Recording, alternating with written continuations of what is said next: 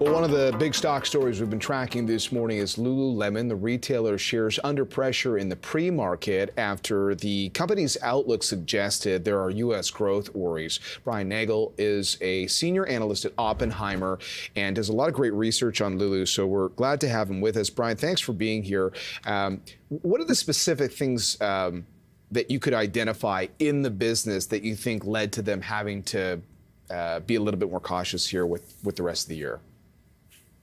Look, I mean, that's really the key question. And the answer is, if you take what management was saying last night at their conference call, is it's external factors. I mean, what they're saying is they came off of what was a decent fourth quarter.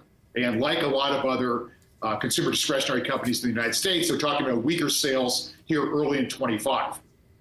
That's weather was a factor, early in the year, but as the years progress, it's become clearer, that you do have this waning underlying consumer confidence, and that's weighing upon traffic and then subsequently sales to Lulu stores. So it's very much a macro dynamic that they factored into their first quarter guidance and then guidance for the balance of fiscal 25.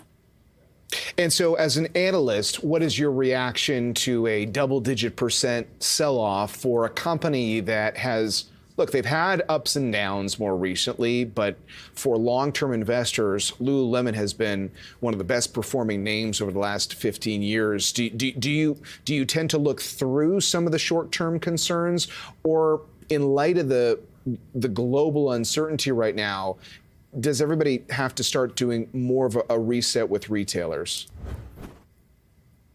Well, let me answer that two ways. I mean, first, I guess the simplest answer is I think this is a buying opportunity.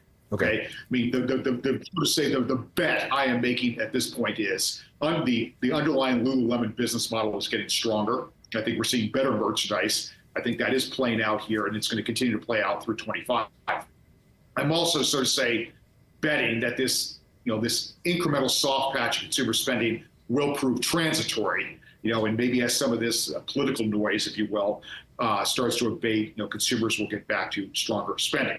Okay, that's my answer. Now, that said, as an analyst, I've got to watch, where I could be wrong and whatever. And the concern here is, and this is what the market's saying, is that questioning, is this the beginning of something bigger? Is the U.S. economy heading towards recession? Because if that's the case, that's when you start to see numbers come down meaningfully, for a company like Lululemon and others. Okay.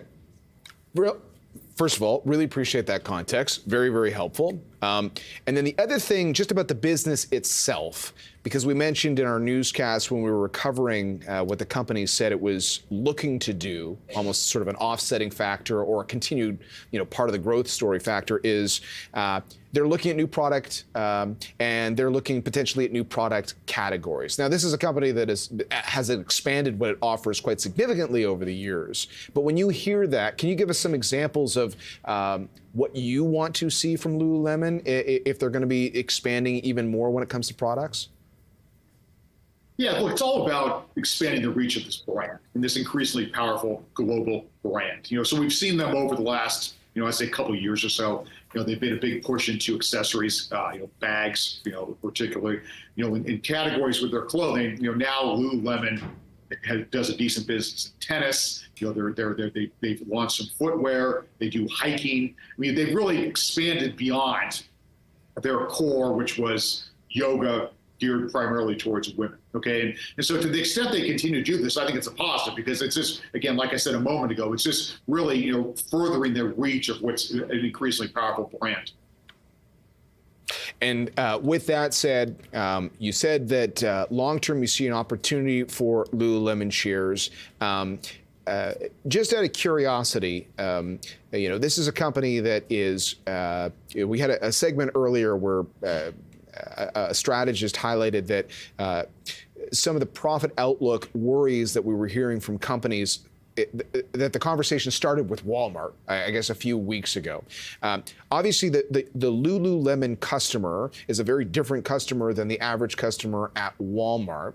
Depending on where things go with the economy, which I guess that depends as well on what happens with trade, does the fact that Lululemon has a more affluent customer, does that make a difference in its its potential performance within the retail stock sector?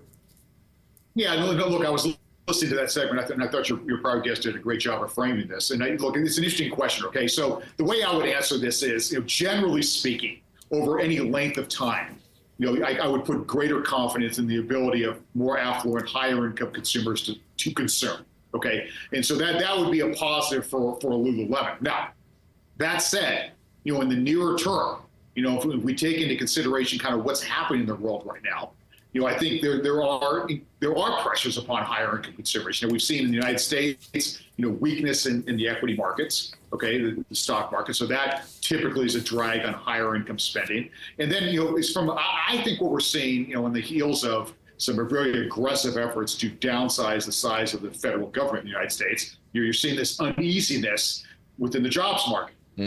Okay, and that could have implications for people at the lower income area and all the way to the higher income. So the point I'm trying to make is, right now, I think while over time, higher income consumers are generally more resilient, right now that may not be the case because there are things happening that could very much undermine the confidence of even higher income shoppers. Right. All right, Brian. Well, we appreciate you feeding or